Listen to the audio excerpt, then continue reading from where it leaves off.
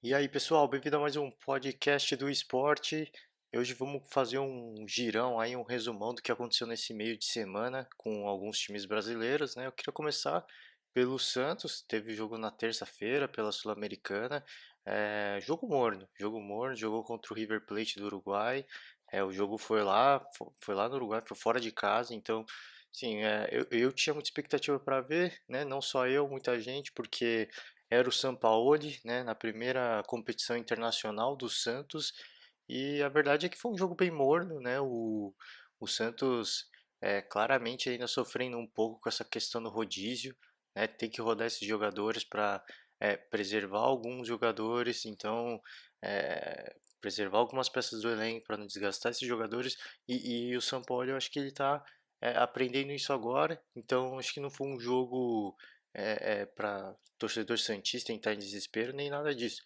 Foi o começo de um novo ciclo aí pro Sampaoli. Começou muito bem o Santos no estadual e agora tendo que jogar outras competições, fica cada vez mais claro, né? Eu já tinha comentado aqui antes, né? O Sampaoli ele começa a ter esse primeiro contato com esse desgaste que é jogar vários torneios no Brasil. Então, foi um começo, eu acho que ele tá pegando o jeito, o Santos ainda teve até um expulso, né, mas segurou o empate, foi bem na minha opinião, e segue vivo pro jogo da volta. Eu acho que o Santos jogando aqui em São Paulo ele é muito mais forte, então com certeza o São Paulo ele deve escalar aí a sua força máxima para esse jogo da volta para conseguir uma classificação, né, e ir conseguindo, né, obviamente jogar com sua força máxima descansado.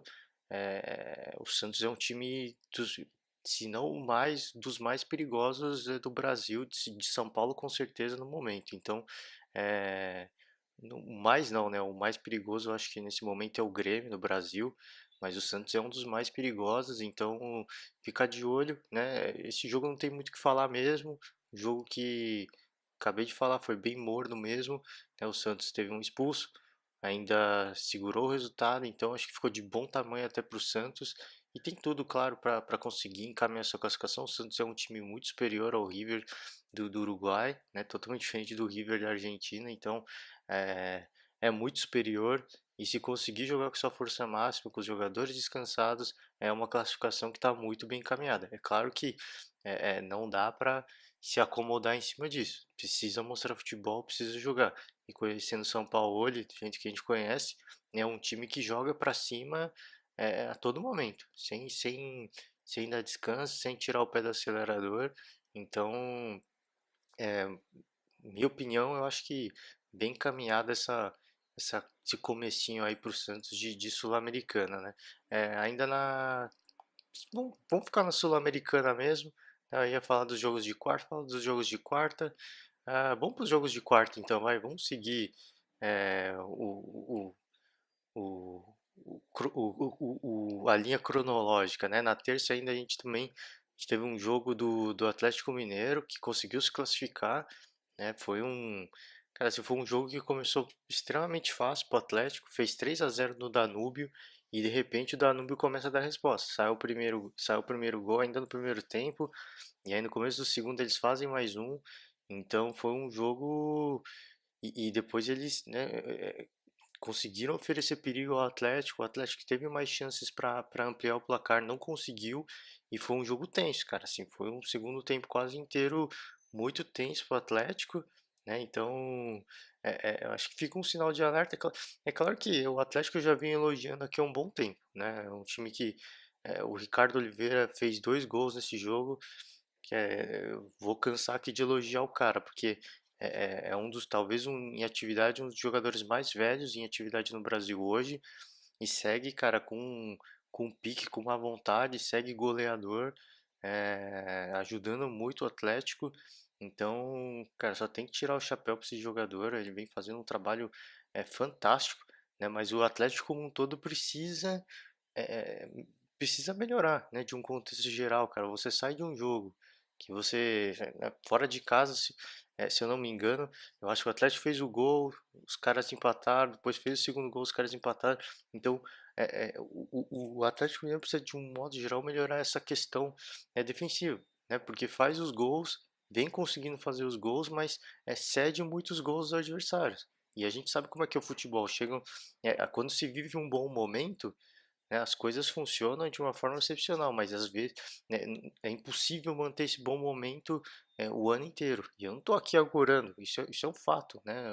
Assim, por mais estruturado que seja o seu time, por melhor que ele seja, por mais entrosado que ele seja, quando a boa fase quando você tá na boa fase, os gols saem de forma muito fácil, muito natural, mas quando vem a má fase, os gols não saem de jeito nenhum. E um time que vem tomando gols como o Atlético, isso é preocupante, né? Porque isso aconteceu ano passado, com o próprio Atlético mesmo, né? O Corinthians também, no ano em que foi campeão, fez o primeiro turno fantástico no Atlético, no Campeonato Brasileiro, mas de repente a boa fase passou, né? E os gols que aconteciam tão fácil no primeiro turno, de repente começavam a não acontecer. Mas o Corinthians tinha uma boa defesa. Então, ver aquela fase de poucas vitórias, mas é um time que pontuou tanto e tinha uma defesa tão bem estruturada que a gente empata os jogos e pelo menos faz um ponto. Então, o Atlético precisa se atentar a isso, precisa tomar cuidado que, de novo, é um time que vem cedendo muitos gols aos adversários. E se essa boa fase de repente acaba, assim, fica ruim, fica chato pro time, fica difícil, porque a gente viu isso no passado com o próprio Atlético, né? Um time que era líder em gols no Campeonato Brasileiro, né? Teve a pausa da Copa, quando volta, volta numa fase ruim, os gols não vêm de jeito nenhum, o time tomando muito gol. Então, esse problema defensivo do Atlético já vem, não é de hoje, é um problema que já vem, se estende desde o ano passado e precisa melhorar, cara. Precisa se atentar a isso, né, se quiser seguir forte na Libertadores. Na minha opinião, o Atlético tem tudo para seguir até a fase de grupos, né, da Libertadores, porque é um time muito bem, assim, meio campo para frente, é um time que tá muito bem mesmo. E assim, cara, agora pega. Deixa eu só confirmar aqui para não falar bobeira, né? O Atlético pega o Defensor, cara. O Atlético para mim é muito mais forte que o Defensor, então tem tudo para se classificar, né? Mas claro que vai depender desse ataque, desse fortíssimo ataque funcionar e também da defesa também precisa começar a funcionar melhor para seguir aí, né? Para ter uma caminhada mais tranquila, pelo menos, né? Se não uma caminhada fácil e um pouco mais tranquila. Então, precisa tentar isso um pouco esse time que, cara, tá com um ataque numa fase excepcional. O Ricardo Oliveira vivendo um momento fantástico, né? Assim, um cara para se aplaudir mesmo. É o trabalho que ele faz. E vamos seguir para os jogos de quarta, porque a gente teve, já vou partir para São Paulo, né, que foi talvez o principal jogo da quarta-feira, e foi talvez a maior decepção que a gente teve aí, sim, para os times brasileiros, né, um jogo que estava difícil já, que o São Paulo perdeu o primeiro jogo lá, 2-0, ao jogo da volta, né, pelo futebol que o São Paulo vinha apresentando, ia ser muito difícil essa classificação. Se fosse, ia acontecer nos pênaltis, ia ser muito chorado, e a torcida foi lá, a torcida apoiou, São Paulo não criou absolutamente nada, né, não aconteceu absolutamente nada, né, o Talheres veio aqui fazer um jogo de empate mesmo. São Paulo ainda teve o Everton expulso, né, no lance totalmente irresponsável, no lance a la Daverson, na minha opinião, né? E desculpa, gente, estou um pouco gripado aqui, mas é um jogo que o São Paulo, cara, esqueceu de jogar futebol e decidiu bater mesmo. Foi pro contato, foi para as faltas. O Everton acabou sendo expulso, comprometeu ainda mais o jogo do São Paulo, que já estava difícil. Num jogo de 0-0, se tivesse 1-0 pelo menos, já ia ser ruim. 0-0 então piorou ainda mais. Então, assim, um jogo tanto na ida quanto na volta, enfim, desde o jogo clássico contra o Santos, o São Paulo, são jogos para o São Paulo esquecer, assim, realmente é impressionante como de um dia para o outro parece que esse time esqueceu como se joga futebol. É impressionante, vem jogando com os mesmos jogadores, né? O Pablo, infelizmente, isolado, né? Aí o Jardim escala o Hernandes, que não tem condição física nenhuma, cara. Assim, o Hernandes joga 15 minutos e ele já tá morto em campo. Mas enfim, jogou com o coração, jogou com a garra. Acho que para mim o Hernandes foi o cara que pelo menos mais tentou, né? Mas toda vez ele ia tentar criar uma jogada muito isolado e simplesmente nada aconteceu. Infelizmente, para o São Paulo não deu uma classificação, uma desclassificação, né, que foi merecida, né, pelo futebol que o São Paulo jogou, mas obviamente que você olhando esse elenco no papel, era um time muito, mas muito, muito, muito mais forte que o Talheres. E, e assim, investimento não significa bom futebol, infelizmente, né? O São Paulo não vem conseguindo desenvolver o bom futebol. A gente até já teve a notícia de que o novo técnico vai ser o Cuca, só que o Cuca ainda está se recuperando da cirurgia, ele não pode assumir, vai assumir só em abril, então ainda tem um tempo, né? Quem vai ficar com o time, quem vai liderar o time, né, nessa fase de transição aí é o Mancini. Então o Jardine já deixa o comando do São Paulo, ele se mantém no São Paulo ainda, mas não mais como técnico agora, não vai ser mandado embora, né? Segue no time do São Paulo. Foi uma chance que ele teve, não deu certo. Eu acho que o São Paulo pensa em mantê-lo ainda para continuar desenvolvendo como futuro técnico, enfim, mas fato é que não deu certo, né? Tudo que ele fez no jogo contra o Talheres, assim, foram decisões, substituições totalmente, sim, meio sem noção até. Então, é um cara que, tudo bem, é um cara que está no dia a dia, ele conhece os jogadores, ele treina esse time, então, assim, a gente questiona muito as substituições que fazem, mas é um cara que acompanha, é um cara que se planejou, que pensou, que deve ter conversado com os jogadores, ó, você entra com o titular, você entra depois, vai ser assim que a gente vai jogar, entra preparado, mas enfim, fato é que não deu certo, né? Então, São Paulo segue aí um período de transição com o Wagner Mancini agora e para futuramente o Cuca assumir é, num, numa situação, o clube numa situação um pouco melhor. O Wagner Mancini é um técnico mais experiente, né? É um cara mais experiente, então eu acho que tem tudo para o São Paulo melhorar pelo menos um pouco. Né? O Jardine era um técnico muito novato e muito se questionou o São Paulo em relação a isso. Né? O São Paulo já teve uma experiência com um técnico novato, com o Rogério Ceni, que não deu certo, né? Foi lá, insistiu na mesma proposta e que acabou se confirmando, insistindo no mesmo erro, né? Então, e eu já falei isso, se não no podcast anterior, em algum dos podcasts eu já comentei isso, né? O São Paulo fez uma aposta totalmente no escuro, né? Porque assim, se a gente pegar a experiência mais recente dos clubes, apostar num técnico novato não vem dado certo. O único que deu certo foi o Cuca não, foi o Carille no Corinthians, né?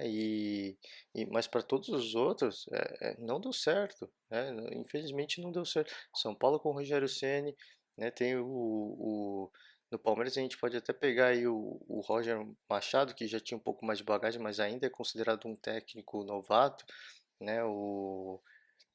Então, não vem dando certo, né? Teve o Jair no Santos também, o Santos, lógico, que o Jair já teve uma passagem muito boa com o Botafogo antes, mas ainda era um técnico muito novo quando entrou no Santos, também não vingou.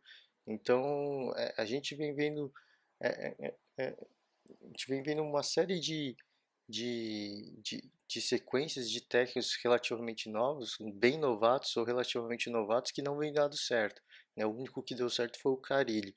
E o São Paulo, já tendo uma experiência própria, apostar de novo nisso, foi um erro, assim, foi um erro grosseiro, assim, do próprio São Paulo. É claro que se desse certo, né, a gente ia estar aplaudindo aqui, ia estar parabenizando o São Paulo, mas infelizmente não deu, né? Foi uma aposta que eu acho que não era o momento, né, para um time que está pensando, que pensava pelo menos, né, em disputar várias competições pelo investimento que fez. Eu acho que tinha que ter investido um técnico um pouco mais experiente. E agora sim parte para um próprio Wagner Mancini, agora na sequência o Cuca, e agora sim uma ideia, né, um pouco melhor, né, se a gente for pensar um investimento, um time que investiu em jogadores, um time que quer buscar o máximo de títulos possíveis, títulos possíveis, agora sim fez uma aposta interessante. Só que é uma aposta que, infelizmente, cara, assim, o ano do São Paulo tá meio que perdido já, né? Porque assume um técnico interino, né? O Jardine já sai, né? Ele não segue na sequência no planejamento que ele tinha, assume o interino e depois em abril assume o técnico em definitivo. Então, ainda assim a gente vai ter o São Paulo vai ter três técnicos já nesse comecinho, nesse primeiro semestre. Então, é muito ruim, cara. É impressionante, né, essa falta de planejamento desse time, né? E vai seguir. Infelizmente, cara, é aquilo que eu falei. O São Paulo precisa entender qual que é o problema que vem acontecendo de fato, porque o problema não é técnico, né? Então, se o Cuca pode começar bem, esse problema crônico que a gente vem observando vai acontecer, o time vai parar de render, vão mandar o Cuca embora. Então, eles precisam, nesse tempo aí de transição, nesse tempo até o Cuca assumir, eles precisam urgentemente tentar entender o que está acontecendo.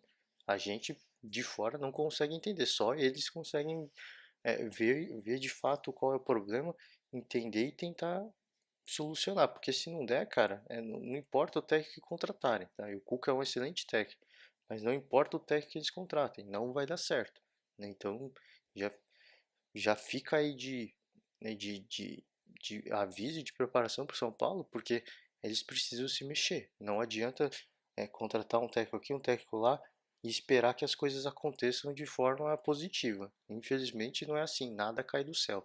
Vamos seguir.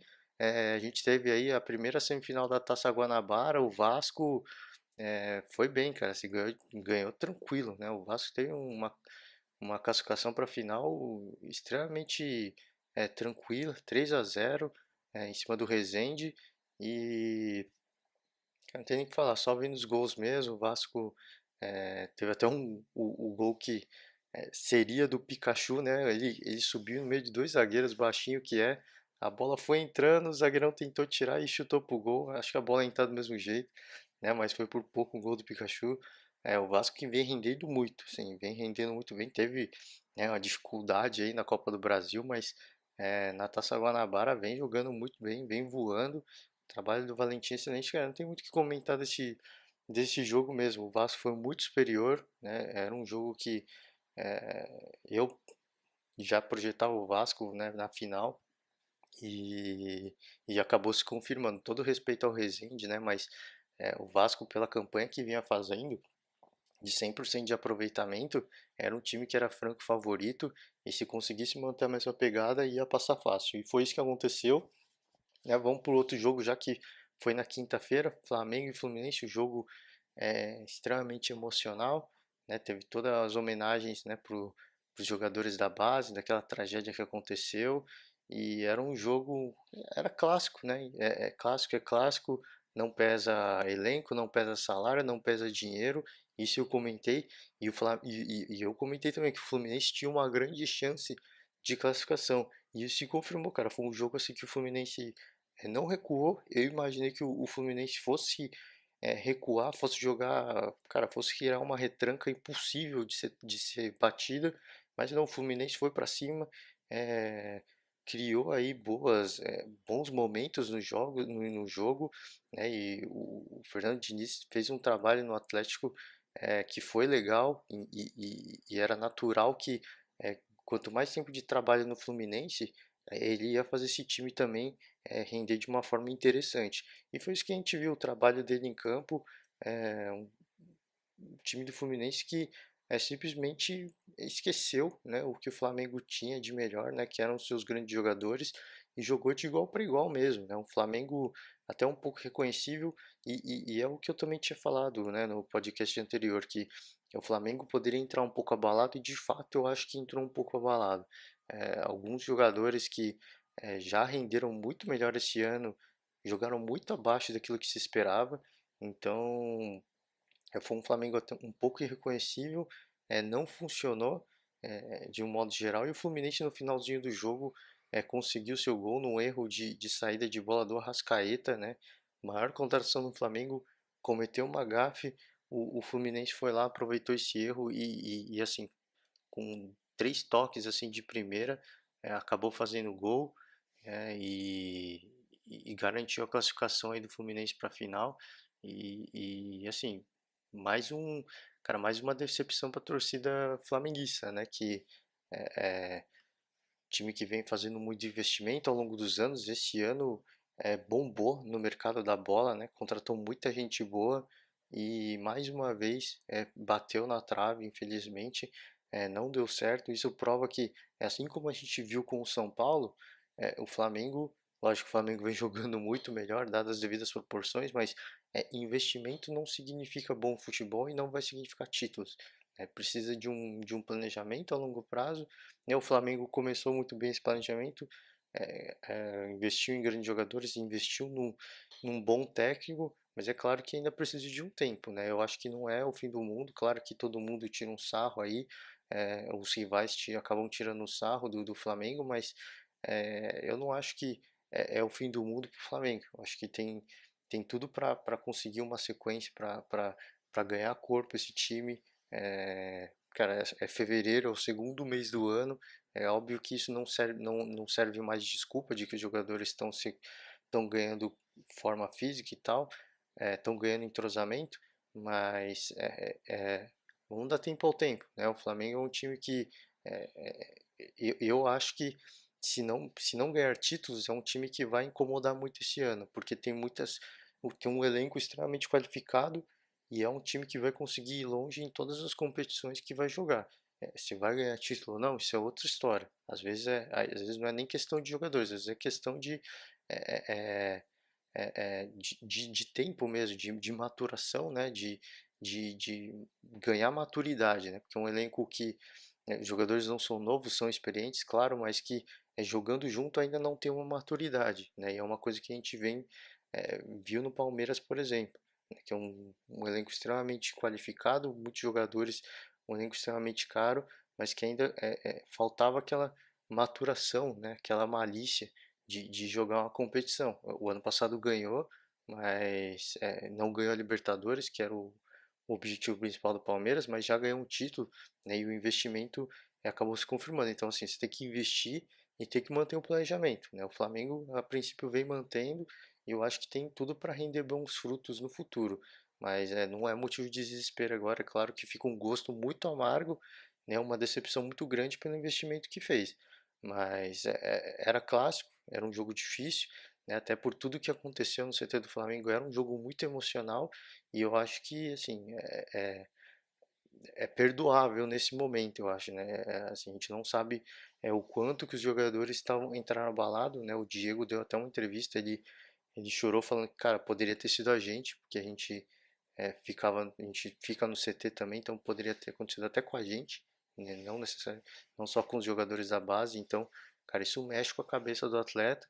E se de fato existe um problema emocional, o Flamengo precisa trabalhar isso muito rápido, né? Porque claro que as outras competições vão começar agora, vão estar bem no começo, mas não pode tropeçar no começo, né? Tem que começar forte já.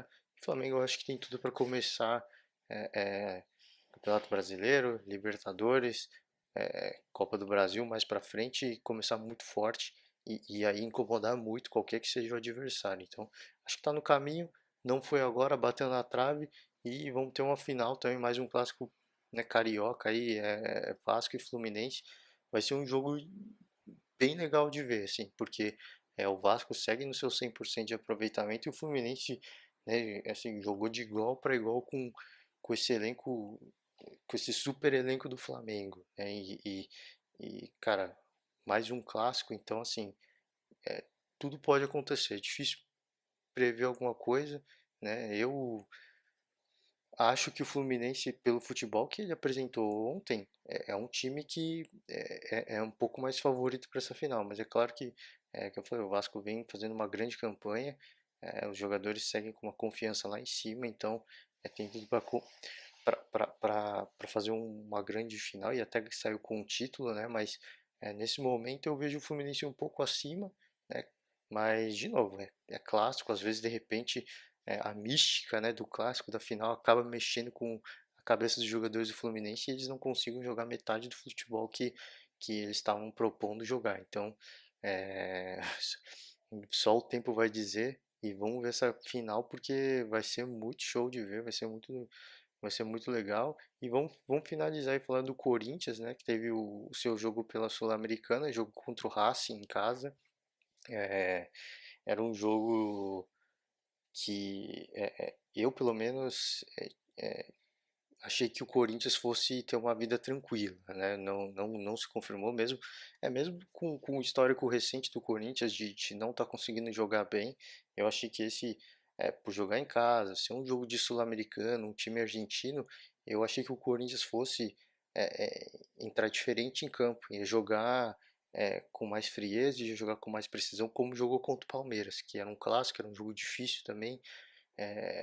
Eu achei que ia entrar com aquela pegada diferente, não aconteceu. O Corinthians irreconhecível, né? Assim, a gente pode até fazer uma analogia com o São Paulo, né? Um time que investiu muito, lógico que não com tanta qualidade como o São Paulo investiu, mas o Corinthians investiu muito bem, jogadores importantes, né? Bons jogadores, Ramiro, Wagner Love, enfim, fez grandes contratações, peças importantes, né, para setores que o Corinthians realmente precisava de jogadores e, cara, é irreconhecível.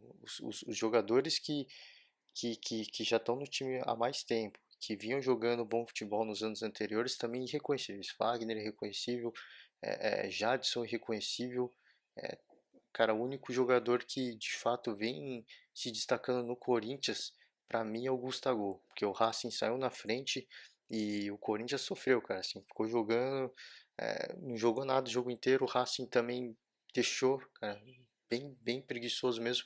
Eu acho que se o Racing tivesse sido mais ambicioso, poderia ter saído desse jogo com 2 ou 3 gols a favor, mas não, fez o primeiro gol, estamos jogando fora de casa, o Corinthians não está jogando absolutamente nada.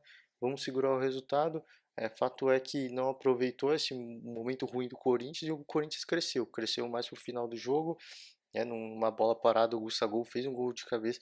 Cara, é impressionante como o Gustavo ele se apresenta bem nessas bolas paradas, como ele cabeceia muito bem e fez mais um gol, salvou o Corinthians aí da derrota. O Corinthians depois desse gol cresceu no jogo e aí conseguiu segurar o empate de 1-1, que é um resultado ruim, né? Que não só considerando, não só pela questão do gol fora de casa do Racing, mas é muito ruim pelo futebol que vem mostrando o Corinthians.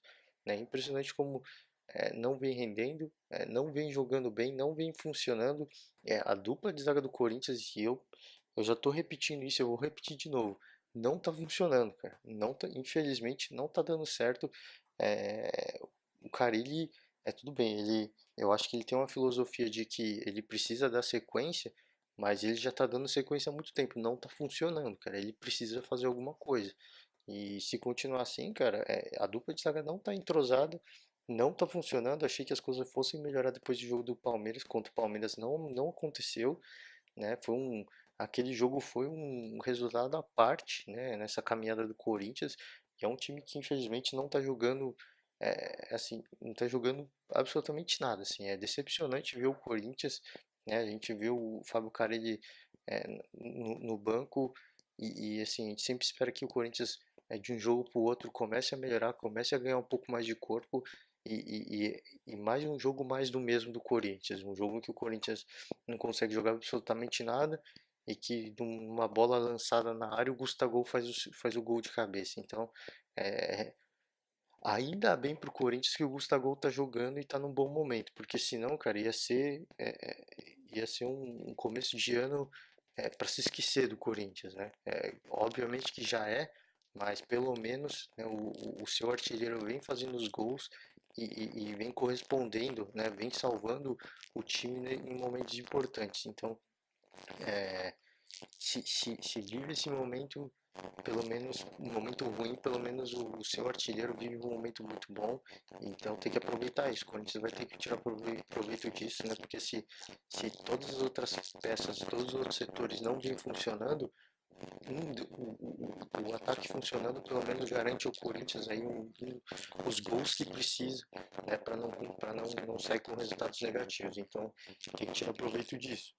Você precisa se atentar a isso e precisa tentar melhorar de alguma forma. O Corinthians eu acho que está contando muito com a chegada do Guilherme Arana. Sendo bem sincero, eu acho que o Corinthians está apostando muito nessa chegada do Guilherme Arana. E se isso não acontecer, cara, eu não sei o que o Corinthians vai fazer, porque já tinha que ter se mexido, tinha que ter feito alguma coisa, tinha que ter buscado alguma coisa diferente e não está fazendo nada.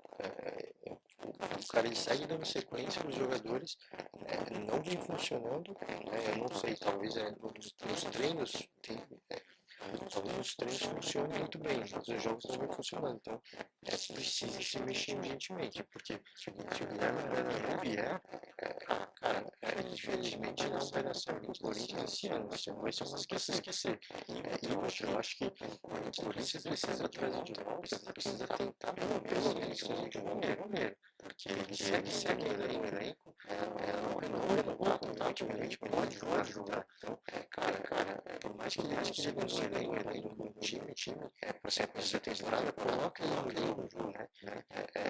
Coloca ele para jogar, porque ele é um cara que precisa ajudar o Fábio no lado direito, precisa dar uma qualidade ali, porque senão, cara, o Fábio não vai ficar vendido, ele não vai conseguir fazer bons jogos, como ele vinha fazendo.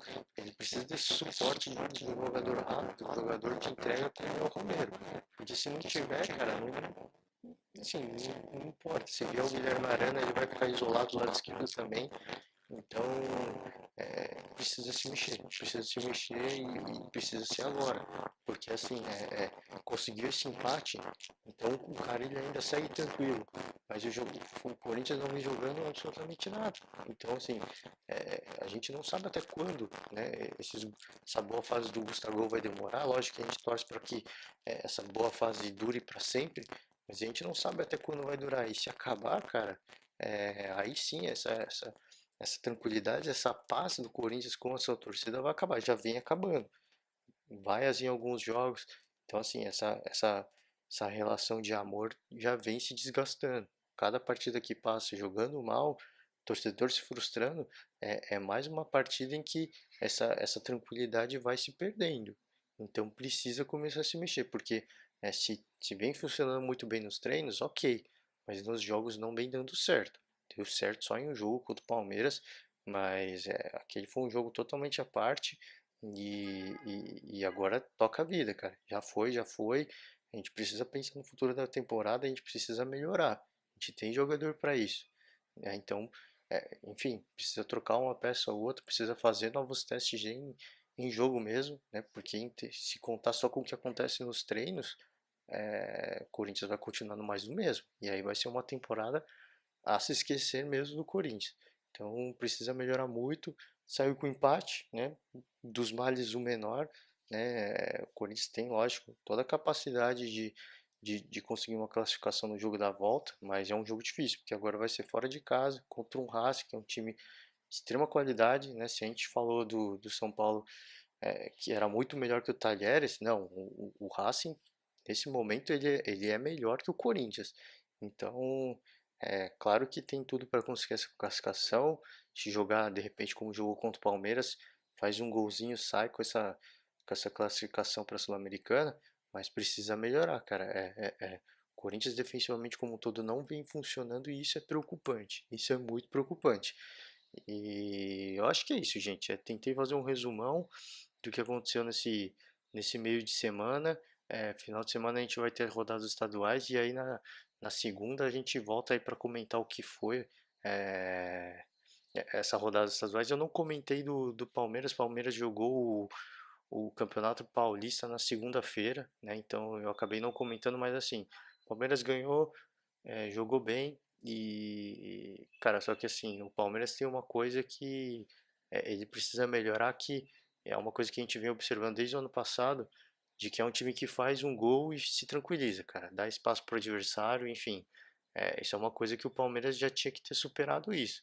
Ele fez um gol, diminui o ritmo, aí sai o segundo gol, diminui o ritmo de novo.